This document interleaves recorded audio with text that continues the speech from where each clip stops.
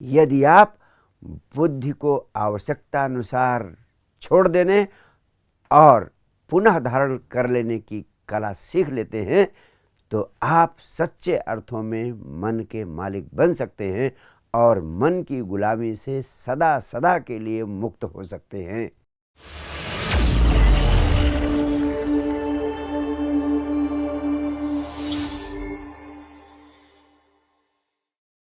मन के जालों से मुक्त होने के संबंध में 3 बातें अत्यंत महत्वपूर्ण हैं। पहली बात, जब आप अपने घर के भीतर हैं या ध्यान के लिए जा रहे हैं तो बुद्धि को पूरी तरह छोड़ दें। लेकिन अगर बाह्य जगत में कार्य व्यापार के लिए जा रहे हैं तो बुद्धि को पुनः धारण कर लें। उसे 24 घंटे निरंतर ढोते रहने की कोई जरूरत नहीं है।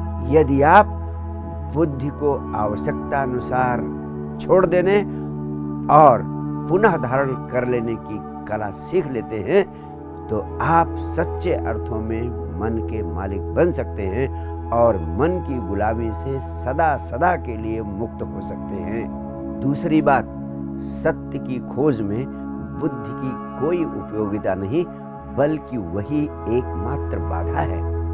बुद्धि का उपयोग तो बाहर के जगत में है। सत्य की खोज भीतर के जगत की खोज है जहां बुद्धि पूर्णतया निरर्थक है।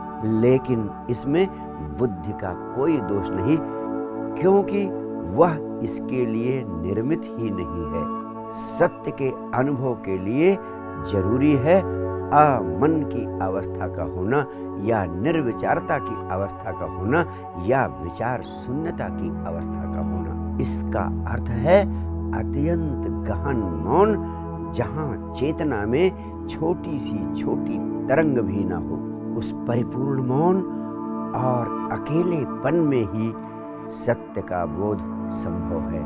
तीसरी बात, आपकी कामनाएं ही आपके जीवन के दुखों का मूल कारण है। लेकिन कामनाओं से मुक्त होने के लिए कामनाओं से लड़ना नहीं है, वरना तुम फिर चूक जाओगे। लड़ने का अर्थ है कि तुमने एक नई चाह पैदा कर ली है, कामनाओं से मुक्त होने की चाह।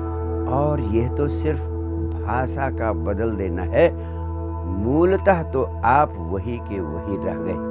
कामनाओं से मुक्त होने का एक ही उपाय है, कामना करने वाले चित्त को छोड़ देना, कामना करने वाले माइंड को छोड़ देना। You have to drop the desiring mind. इसका एक ही उपाय है, सिर्फ स्वयं में स्थित होने की कला को सीख लेना से सब कुछ स्वतः होता जाएगा। जो जो होना चाहिए वह सब होने लगेगा और जो जो नहीं होना चाहिए वह सब छूटता चला जाएगा। You have to learn just to be. Everything else will follow on its own.